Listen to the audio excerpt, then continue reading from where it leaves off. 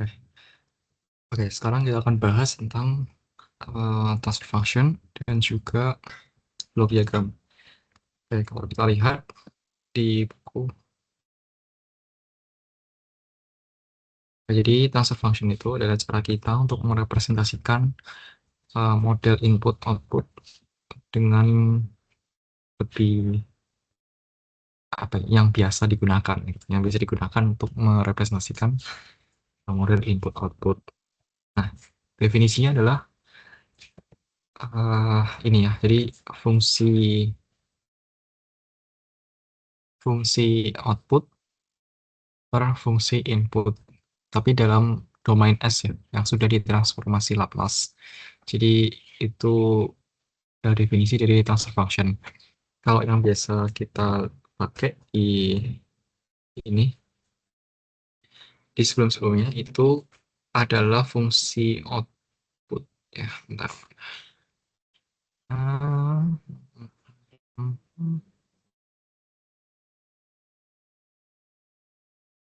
Nah, ini itu fungsi output aja nih berarti.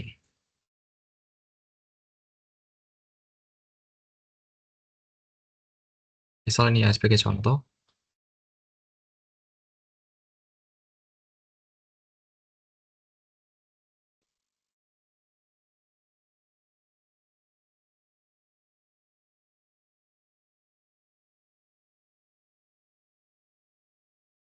ini tuh fungsi output. Terus fungsi inputnya mana? Fungsi inputnya itu ini sebenarnya. Ini, ini tuh fungsi inputnya.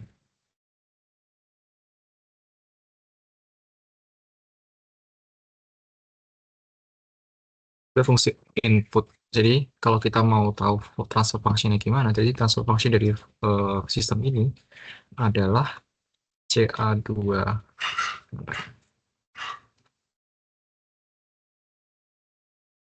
CA2S per CA2S per 1S per 1 2S plus 1. Nah, ini adalah fungsi transfer ya, fungsi transfer dari sistem di ini soal berapa ini? Soal nomor example 4.6 ya. Jadi di example 4.6 ini adalah transfer function ya. Function ini sementara yang kita pakai ini biasanya adalah outputnya aja. Nah, biasanya dipakai. Jadi kalau kita lihat di definisi transfer function itu ada syarat ya. Syaratnya adalah bahwa kondisi awal atau nilai awal dari kedua fungsi input sama output itu harus 0. Jadi syarat ini itu bisa dipenuhi jika kita memakai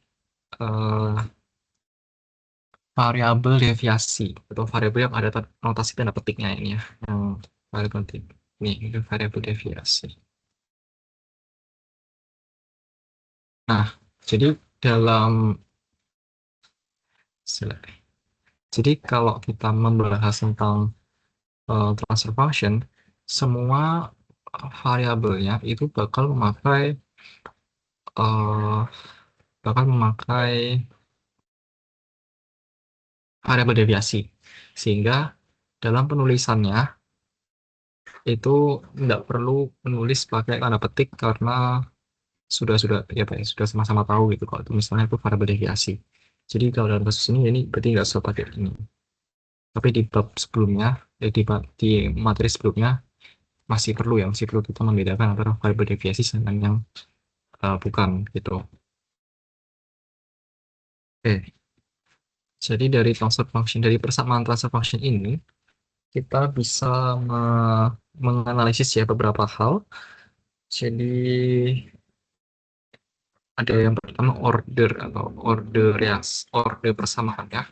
Jadi ini di jadi kayak order sistemnya itu berapa? Order 1, order 2 atau order setengah gitu ya, desimal dan lain sebagainya.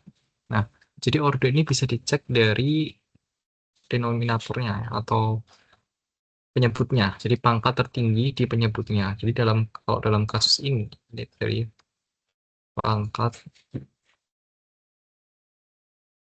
tertinggi denominator penyebutnya.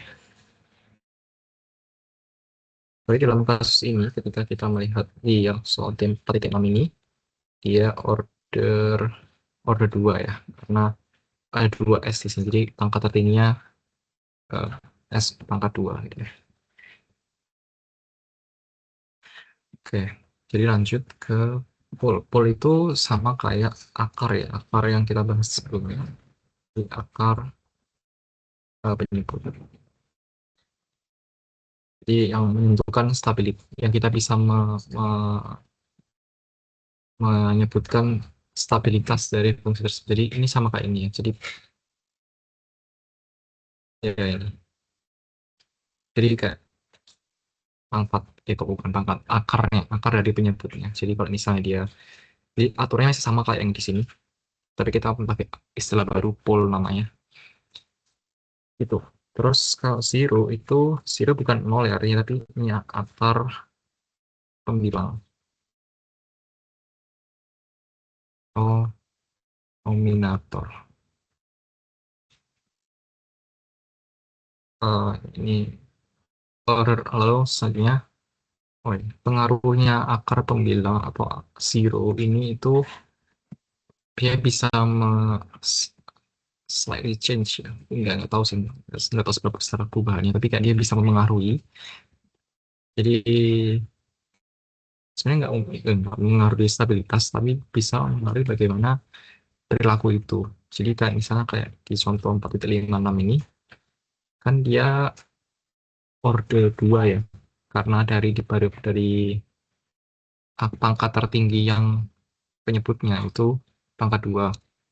Tapi ketika ada zero di atasnya, zero di fungsi transfer ini, eh, ya kan, maksudnya kenapa kok bisa kita nyebut ada zero? Karena ada S di sana, ada variabel S di atas. Ya pasti otomatis ada zero kan. Kalau misalnya nggak ada S, berarti dia nggak ada zeronya gitu, karena nggak ada akarnya, nggak ada akar yang bisa dicari kalau nggak ada S-nya. Nah, karena ada S di situ, jadi kita bisa mencoret bagian atasnya ini. Jadi kayak ini kan. Jadi pada akhirnya fungsi transfer tersebut bakal berperilaku sama seperti order 1. Em, ya, mirip-mirip ya. Jadi bahkan meskipun kita nggak bisa coret ya, meskipun ini nggak sama persis gitu ya, 3S+1 sama 3S+1 atas sama bawah, sekalipun cuma ada S aja di atas gitu, dia bakal tetap bakal mengubah dia menyerupai ke sistem order 1, karena ya kalau dilimitkan gitu ya, kan limitkan S-nya menuju tak hingga, itu bakal mirip ke order 1 kok. Menuju tak hingga itu berarti dia di awal ya, berarti di S menuju tak hingga itu berarti ya. Nah, tapi kalau di S menuju 0 ya kayak gitu lah. Jadi pasti ada ada pengaruhnya lah. Oke. Lanjut ke order of numerator and denominator. Oh, numerator ya, bukan denominator. Oke. Eh, lanjut ke selanjutnya adalah order of numerator and denominator. Jadi eh, order numerator dan denominator itu dia harus lebih besar yang bawah ya. Denominator itu harus lebih besar daripada numeratornya. Nggak tahu kenapa, tapi itu aturannya. Oke. Lanjut ke causality. Nah, karena kita tahu definisi transfer function itu output variabel output per variabel input, Jadi kalau kita punya satu transfer function, maka ya kita bisa bisa anggap yang bagian numerator itu atau pembilangnya itu adalah efeknya, efek atau kausnya. Kok kaus salah bukan akibatnya. Gitu ya. Yang bawahnya itu adalah sebabnya. Ya, denominatornya itu kayak sebab atau kausnya. Oke, kayak gitu. Terus ya ini. Nah, terus nanti dari set gain. Nah, ini sama kayak yang kita bahas tentang finite value theorem di bahasan sebelumnya. Jadi kalau kita mau tahu berapa sih nilai steady state-nya, ya S-nya di nolin aja.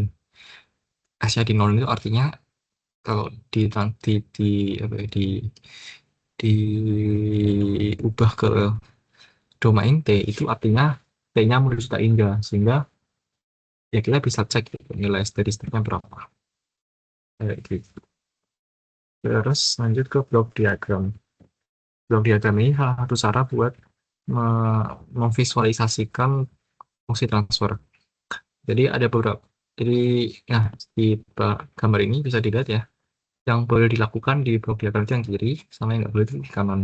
Jadi definisi dari transfer function sendiri kan adalah ini ya, satu input, satu output.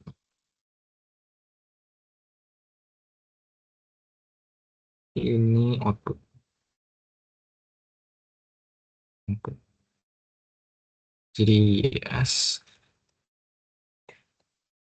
Nah, maka yang D sama E, gambar D sama E itu nggak bisa karena input sama outputnya lebih dari satu. Jadi nggak sesuai dengan definisinya. Tapi gimana caranya kalau kita misalnya mau menggunakan inputnya dua, maka kita menggunakan cara kayak seperti B atau C, ya, input atau outputnya. Jadi kita bisa bentuk dia jadi dua.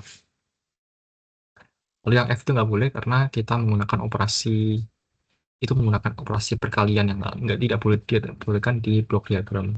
Nah, itu lanjut untuk ini contoh yang dua reaktor. Jadi kan kita udah cari ya di bagian sebelumnya. Nah, ini dia.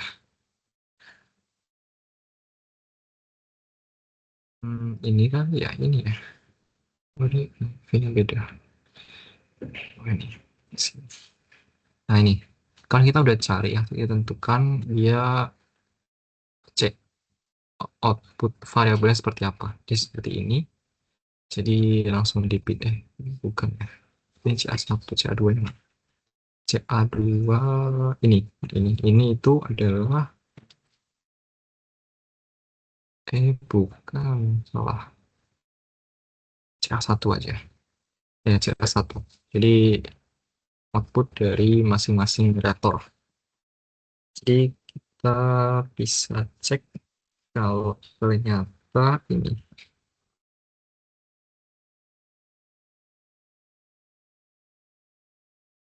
Jadi kita dapat dari soal 4.2 itu kalau ternyata fungsi transfer dari satu reaktor adalah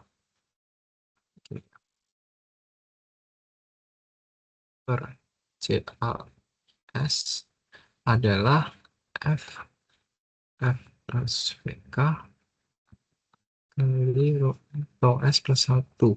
Nah, ini untuk reaktor pertama. Nah, karena reaktor 2 itu identik sama volumenya juga gitu ya, maka ya dia bakal punya fungsi transfer yang sama.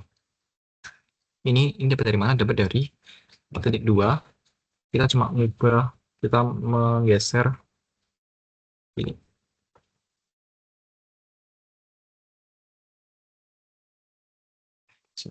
Dari sini.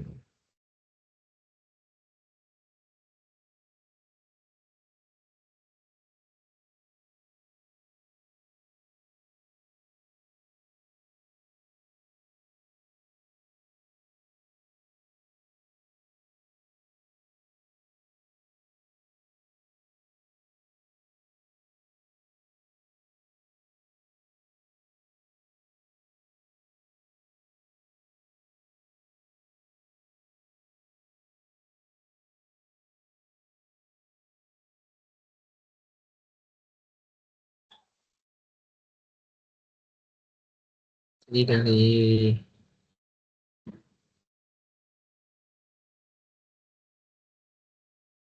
dari soal nomor titik dua kita dapat persamaan ini.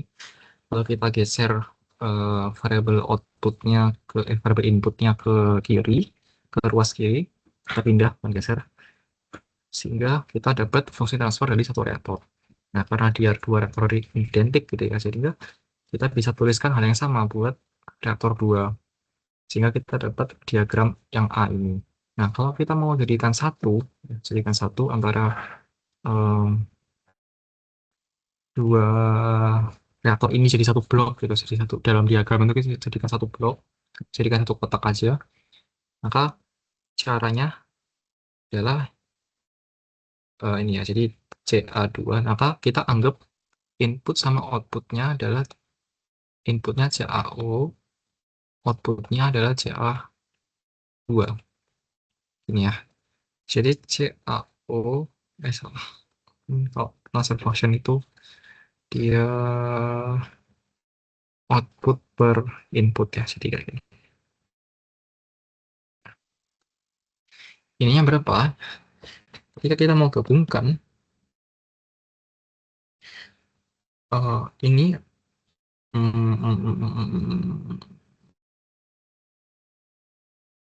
ini ya, jadi kita mau kayak ini. Jadi kita harus cek dulu, ketikkan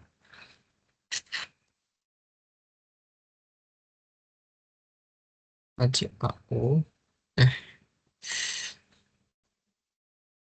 Ca2 sama dengan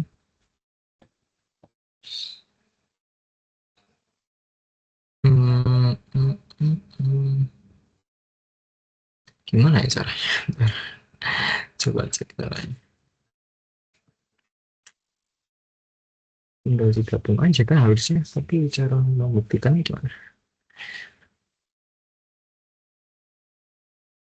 Oke.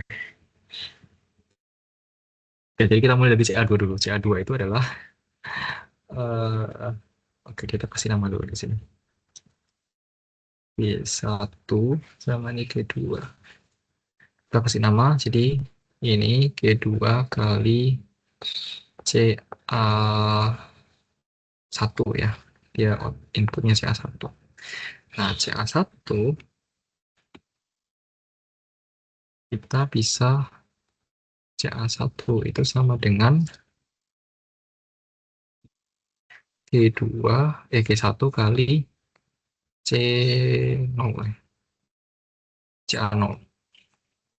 Sehingga CA2 itu sama dengan G2 kali G1 kali CA0. Nah, kita mau transfer function ketika dia inputnya CA0, outputnya CA2. Sehingga kita udah dapat CA2 sama CA0 di persamaan ini. Kita bisa pindahkan CA2, CA0 ya.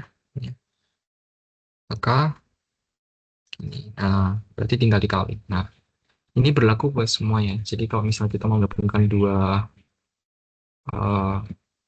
fungsi yang berurutan kayak gini, kalau mau digabung tinggal dikali aja. Itu.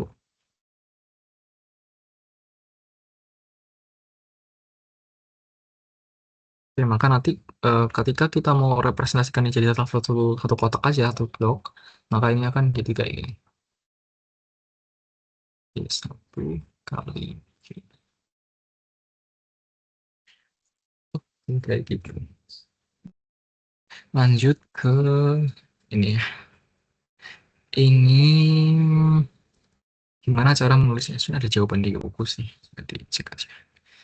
Jadi di sini ya untuk soal A itu kita mau X3 ber X0 kan, karena kita mau representasikan itu ke overall function ya, overall transfer function of the system ya. Jadi kita diminta buat derive the overall transfer function over the system di sini di example ini. Nah, jadi caranya adalah kita sama kayak yang tadi ya. Kita bagaimana kita susun ulang bagaimana caranya supaya bisa muncul bentuk output akhir per input awal. Jadi ya gitulah. Nah ini sama yang A ini kan sama kayak yang tadi ya, cuma ini ada 3, sementara yang tadi ada 2. Jadi jawabannya ini C A. Untuk X saja deh, X. Sudah ada X di sana.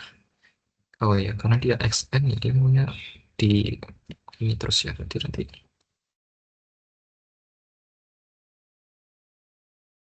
X0 itu sama dengan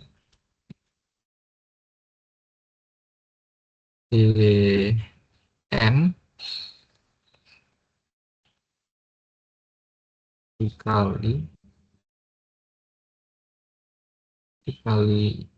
N min 1 gitu kan. Seterusnya sampai G1. Jadi ini kalau mau disederhanakan pakai notasi ini.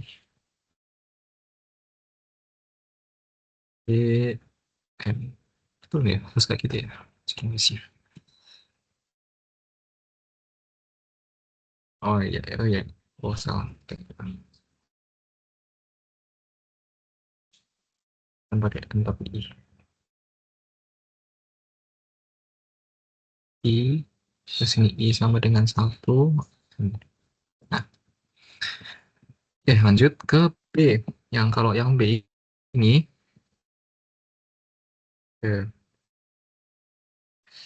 kita mulai dari X3 dulu. X3 sama dengan X1 plus X2. Terus X1 itu sama dengan G1 kali X0. X2 itu sama dengan G1, G2. Oke, jadi kita bisa lihat di sini, kalau ketika tanda perjumlahan di sini, jadi di kanan ini, maka dia di sini ya, maka ini X3 sama dengan X1 plus X2. Tapi kenapa ketika percabangan X0 ini yang di kiri, itu kenapa dia nggak dijumlahkan juga? Karena nggak ada tanda plus di sini. Jadi kayak kita lihat di aturan yang ini. Jadi yang B itu kan ada plusnya ya. Jadi dia ada penjumlahan. Tapi kalau yang C ini dia nggak ada tanda plus, maka hasil percabangan itu adalah sama dengan semulanya. Jadi X1 sama dengan X2 sama dengan X3. Jadi di gambar yang ini itu kita bisa menuliskan kalau di sini itu juga X0, ini juga X0. Jadi input dari G1 sama G2 itu sama dengan X0. Oke, jadi kita bisa ubah persamaan ini menjadi X3 sama dengan G1 plus G2 dalam kurung X0, lalu X3 per X0 itu sama dengan G1 plus G2 kayak gitu. Jadi untuk fungsi yang paralel itu bisa kayak gini. Oke, kayak gitu. Oke, lanjut ke C. C ini dari cycle ya. Jadi kita bisa definisikan beberapa persamaan. Jadi X2 itu sama dengan G1 kali X1. Ini outputnya X2 ini. X2 di sini X2 juga karena nggak ada tanda panahnya, nggak ada tanda plus di situ. Lalu X1 itu sama dengan X0 ditambah X3 ya. Terus mana sini X3 sama dengan G2 kali X2. Mana lagi yang jadi ini? Nah, output akhirnya itu X2 ya. Di sini yang paling akhir, input awalnya di X0. Jadi Kita masukin aja ya. Jadi X2 sama dengan G1 kali X0 plus X3 terus G1 oke X3 bisa masuk ya G1 ini G2 kali X2 bentar tuh ya kalau saya X2 ini dimasukin jadi X1 itu oh enggak sih itu benar ya dia udah output sama input jadi ubah aja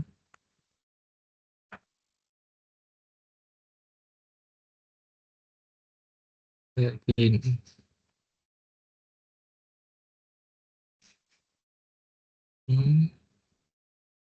maka satu min G1 G3 X2 sama dengan G1 X0 maka X2 dan X2 sama dengan G1 per 1 min G1 1 G2 benar nggak? Iya kayak gitu oke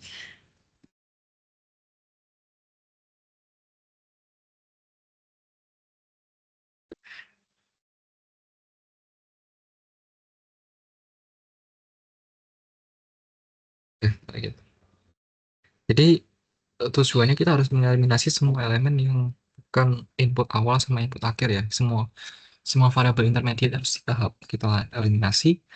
Jadi ketika sudah di persamaan itu sudah cuma ada eh, awal sama akhir, maka kita bisa langsung ubah susun ulang supaya menjadi eh, output output per input gitu. Nah, kayak gitu caranya buat block diagram. Oke, materinya sampai sini aja. Terima kasih sudah mendengarkan.